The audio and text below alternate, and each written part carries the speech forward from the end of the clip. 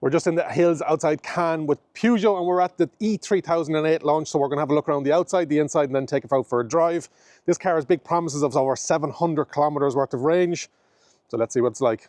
Third generation, came out in 2009, then again in 2016, went from an NPV to an SUV, and this is the all-electric up on for BEV or EV first platform, which is the STLA medium platform. This is going to come in two different battery sizes, and the big battery size, 98 kilowatt hour, and it's going to give a claimed range of 700 kilometers. That's the headlines, folks, but listen, well, let's have a look at the actual style of it. I like the front of it. It's the fully flat front. This is the GT line, so you have the 3 stripes inside the daytime running lights, and then the single LED matrix pixel light. On the Allure trim, it's another module here, so you don't get these, but you all get these 3 DLR claws all the way down towards the bottom. There's a bit of gloss black going on around the place, and some brushed grey, but there is no chrome anywhere on it. You've got this new grille that wraps all the way around, that new Peugeot shield, and it has all the radars and everything built inside in it, with the 360-degree camera and 3008 written just below the bonnet. On the older generation, you had the difference between the EV and the combustion would change colour on the grille. It would be silver, but it's going to be body coloured across. I think it looks well. You've got your radars in underneath as well, and then you've got these vents that open and close to cool down the battery, and also there's a heat pump optional in Ireland and the UK. On the colder markets, that heat pump is going to come as standard. And you've got your gloss black splitter all the way along the bottom. No frunk inside there. I'm going to pop it open so you can see what it looks like. There's a small bit of shallow space. 2 pulls. So you can see inside there. And because this is a EV first, there will be a hybrid and a plug-in hybrid version of it, but we don't talk about that on this channel. That vertic front, comes in 6 different colors. This is the Obsession Blue, and with that Obsession Blue, it's a dichromatic one, so it's kind of green in certain light and blue in other light. Comes in 19 and 20-inch wheels. Thomas from Autofugal was getting a bit freaked out about these because when the wheel turns at the front, the wheel at the back is slightly different. Not too bad on that one. You've got that SUV gloss black. Some people are worried about the scraping and scratching. And then on the GT line, that colour looks gorgeous there. You've got the Peugeot shield. And then, like the quartz concept, you've got this silver line that runs up all the way along. You've got a large gloss black wing mirror indicator built on the edge, and they're retractable. Yeah, it looks well.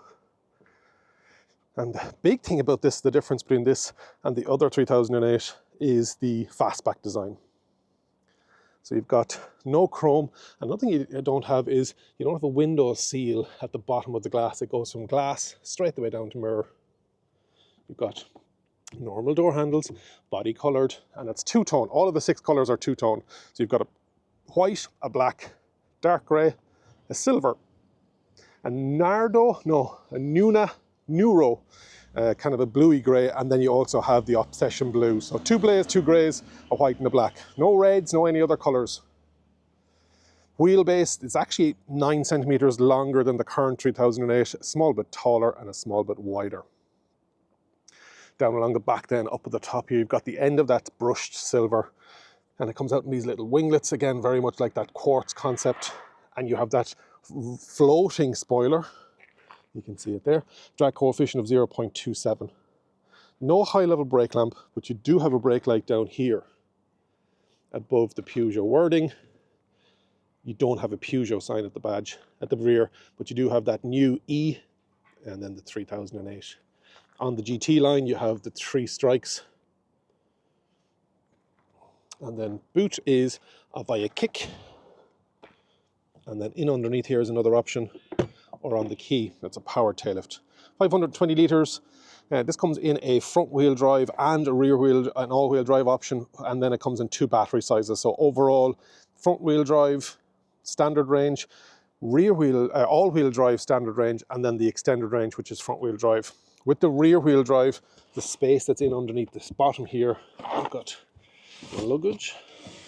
It's a false floor, but in underneath there, that's where your second motor will be going. And so what you're going to get is 470 litres. So plenty of space there. You've got your 12 volt And you've got these little clips on the side here that if you want to hold that false floor up. You've got a 40, 20, 40.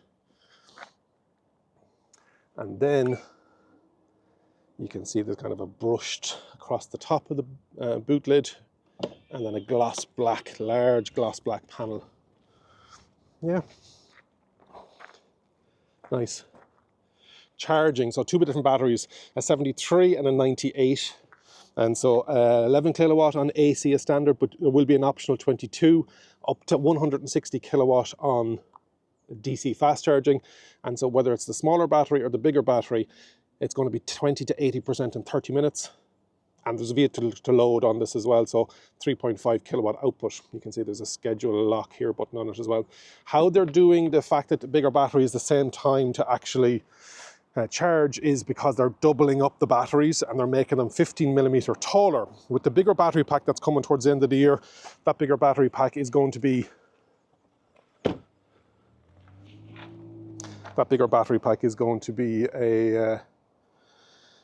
isn't going to impose in the actual cabin itself. That 15, they've taken that into account. Batteries are, and the actual whole car is manufactured in France.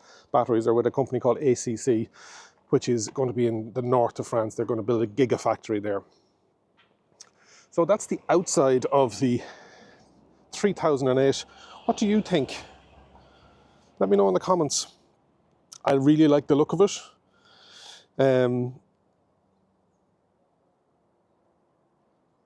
I think it's going to be a big seller for them. Weight, we're going to talk about that when we're out.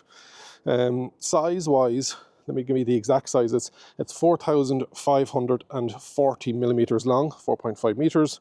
Width is 1.89 meters wide. Height is 1.64, and then the wheelbase is 2,739 millimeters, so nearly just over 2.7 meters. What they've said is on the Stellantis platform, that medium platform, it's the shortest wheelbase for the size of car. Nobody else in the group, and you're going to see this platform and this battery sizes and this range across all of the other Stellantis, but this Peugeot is the first one to get it. Let's have a look in the rear. Not bad space in the back. You've got some scratchy plastic and some fabric coated plastic, then a soft armrest, your window, your little door handle and your little door pocket. It's a flat floor. Decent enough in the rear.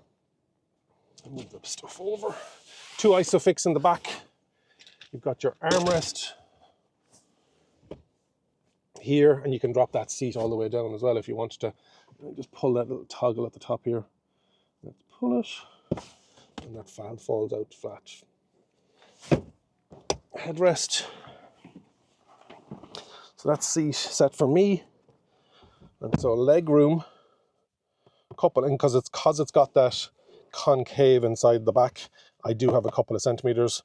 And then at the bottom, then my feet do go in underneath as well.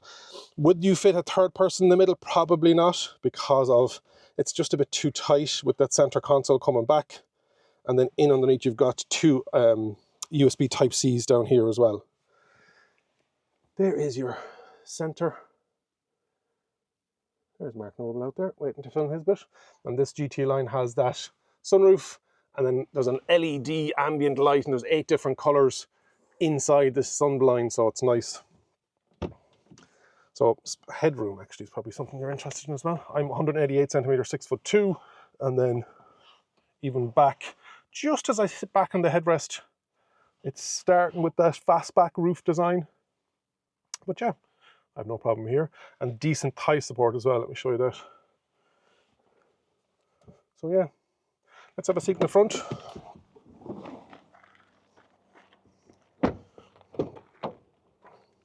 You've got a nice little place for resting your foot. You've got your brake and your accelerator. You've got the GT line, you've got the Peugeot sill plate. And again, some softer plastic back up here. This ambient light changes colors, 8 different colors on the GT line. You've got some fabric coated, not exactly fabric, it's like a skin on top of it. You've got your Stellantis stuff here, central locking, etc. Your soft squidgy armrest, and then your door pocket in underneath. Seats are actually really nice, and depending on the trim level and depending on the market, you're going to get them heated, ventilated, massage, and even with air cushioned in the bolsters. This one, GT line, is still manual lift. Inside then, you've got that 21-inch large screen. And it's driver infotainment on this side, and then on this side it's the touch screen. So not all markets and all trims will have this, but in the UK they're getting it as standard. Hopefully in Ireland we'll get it as well. Skip. And so this is touch screen. It has the climate control either side, but if you want the sat nav bigger, you just hit sat nav and it'll make it full screen across. And then over here, then you've got your different displays. If you want to change it, it's on the stalk on the left hand side, you just press that in and it'll just change what happens up on top. Radio, your status, you can put your kilometer per hour. So at 73% on the smaller battery, we're at 363. We've only been driving it up the hill though. On the steering wheel, it's the same, slightly bigger, not much, but it is that flat top, flat bottom. And then you've got some, they're not haptic, they're actual, press the actual speed limit on the left. So it's all your driver assist on the left and the right, then you've got your audio, and on the GT line, you've got the GT underneath. This is reach and rake, as you'd expect. And with my height, I have no problem seeing that screen, because with the Peugeots of old, with the iCockpit, it wasn't great. You've got your start-stop button, you've got your mode selectors here, and it's all in one area, which is good. And then we've got the iToggles that we would have seen in the 3008, and you can put your 10 different shortcuts in here, and they're on 2 different screens. So if you want navigation, it'll bring up navigation. You want phone, it'll bring phone up to here. Mirror screen, which is your Android Auto and your Apple CarPlay. Then in underneath, then you've got your wireless charging pad. You've got some nice storage in underneath here. You've got 34 litres of storage. And this one is actually, it folds out like a little box, which is nice to keep everything secure inside here. You've got some shortcut menus down here, demisting, etc. Then you've got your drive modes, your physical hazard light, and then your actual volume on off on the radio, and your handbrake. You've got your cup holders, etc. You've got your glove box, which is not bad on the left-hand drive model. And then that ambient light floats all the way along here, so the screen itself is floating. And then the last thing is back here. So there's 17 different cubby holes. This is a cooled glove box as well. You can actually feel the air inside there. And this goes all the way back in there. And this moves wherever you want it to move. So good use of space. You can see on the GT line we've got that. So yeah, it's nice. I like it. The seats are lovely. We're going to go for a drive now in a couple of minutes. But yeah, what do you think? Let me know in the comments. They've done a great job. Listen, it's going to be a bit more premium. It's going to be a bit more expensive. That range is 325 miles or 500 kilometers, and then 700 kilometers or 535 miles. So it's going to be big. Sorry, 435 miles. It's going to be huge range, big battery, but hopefully at an affordable-ish price compared to some of the other large 100 kilowatt hour batteries. So if you're looking for the guts of 700 kilometer range, real world, that's going to be nearer 600, depending on how you're driving it and the temperature, etc. But that's huge. That's my coast to coast back over without charging. And so do you need more than that? And 3008 today, 5008 in a couple of weeks with the same setup. It's just going to be a longer version of this. 2 different trims, 3 different battery sizes. We talked about already. Allure and GT is what we're saying. 3 different option packs. So it's going to keep it very simple. The 525 kilometer 2-wheel drive is 210 brake horsepower with 157 kilowatt. The dual motor with the smaller boot will have 525 kilometer range as well. We're trying to figure out how that is working. For all-wheel drive or 4-wheel drive, 320 brake horsepower, 240 kilowatts. And then the long range will have a 700 kilometer range, 2-wheel drive, front wheel, and then 230 brake horsepower, 170 kilowatts. It's going to be going up against the likes of the Aria, the Model Y, the Ioniq 5, EV6, the Enyaq, ID4.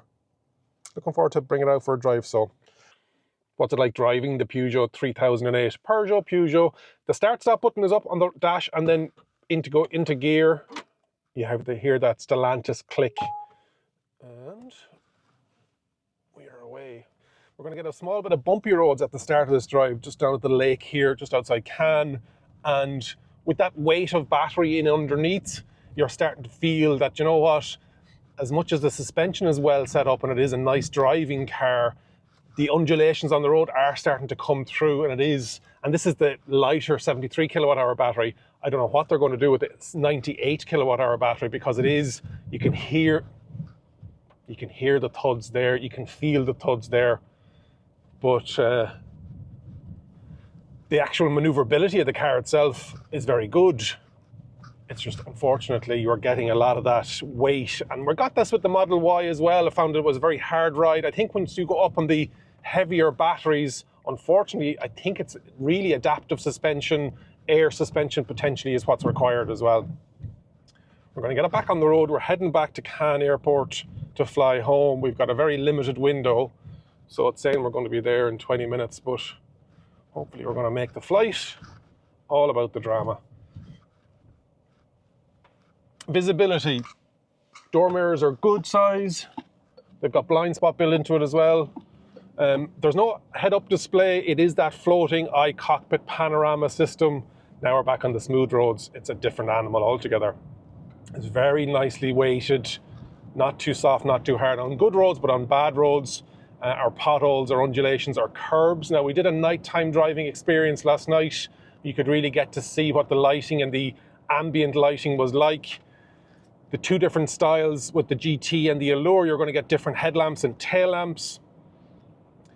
But let's start in a systematic approach. So visibility, your good seating position, SUV style. Obviously, generation 1 was that MPV style, but everybody wants SUVs now, so we're up higher. I'm 6'2", 188 centimeters. Seat is good. Manually adjusted up and down, same as the actual steering wheel, but the seats, you'd think there'd be a bit more premium with the, but it's all about weight, and it's all about that saving of that weight.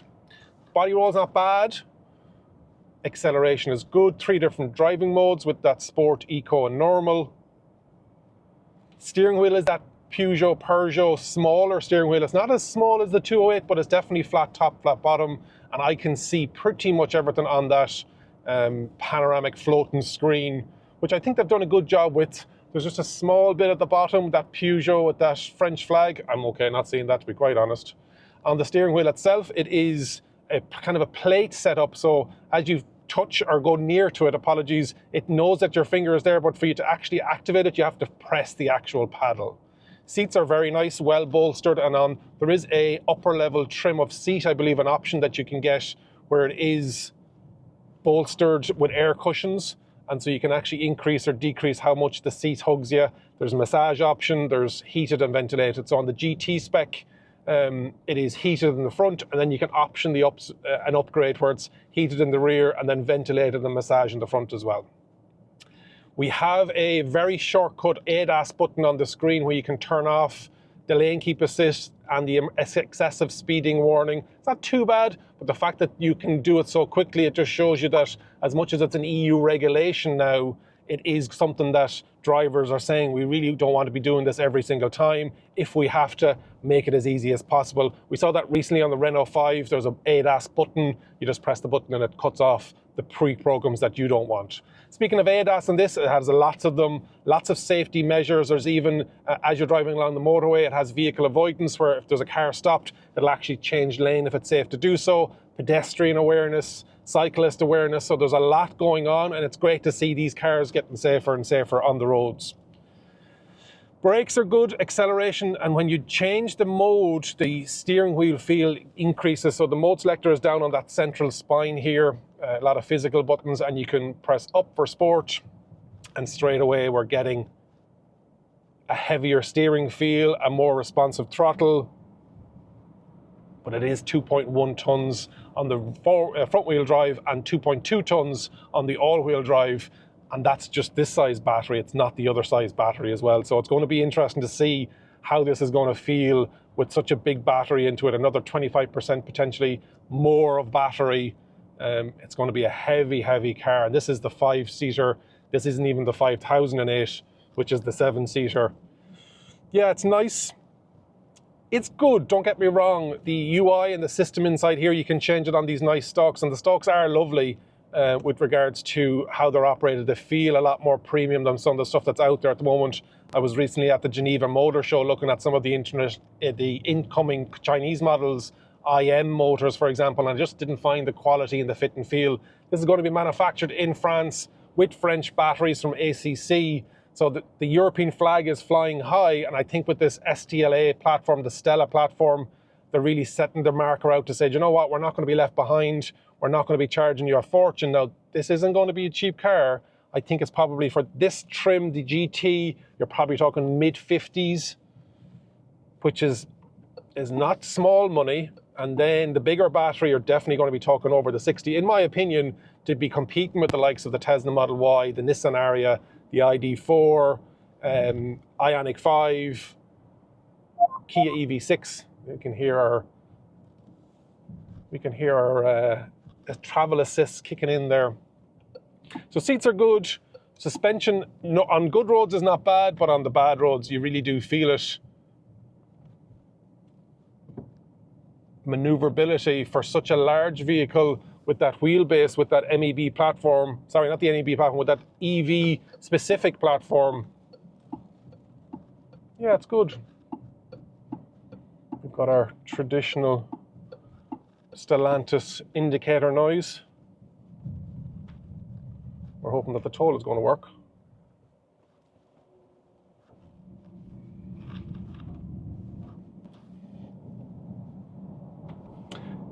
Even in sport mode, the acceleration isn't phenomenal. So 0 to 100 in the all-wheel drive will be around 6.5 seconds, and then 0 to 100 in the front-wheel drive, depending on the battery size, will be around that 8.5 to 9 seconds. So not going to knock the socks off anybody. Don't get me wrong, 6.5 seconds in an all-wheel drive isn't bad, but you can really feel that struggling to get you away there from that toll bridge in this standard range front-wheel drive motor in sport. Yeah, it's a lot of mass to move.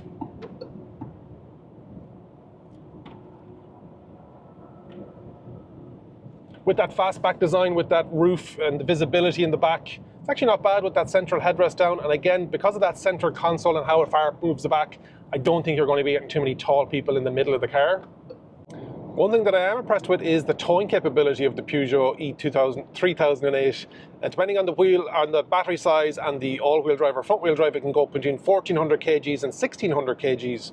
So towing is something that we're starting to get more and more on these electric vehicles, and more people are asking about it as well. Hopefully you enjoyed my first look and first drive around the E3008. If you haven't already subscribed to the channel, please do so. Leave a comment and let me know what you think. Share it with somebody that has, because they've sold a lot of these 3008s and people were looking for it to be electric. Now that it's there, there's a lot of people making that change. Remember, if you think an EV is for you, leave it to me and I'll review. Thank you very much for watching. And if you enjoyed this video, you might enjoy this video too.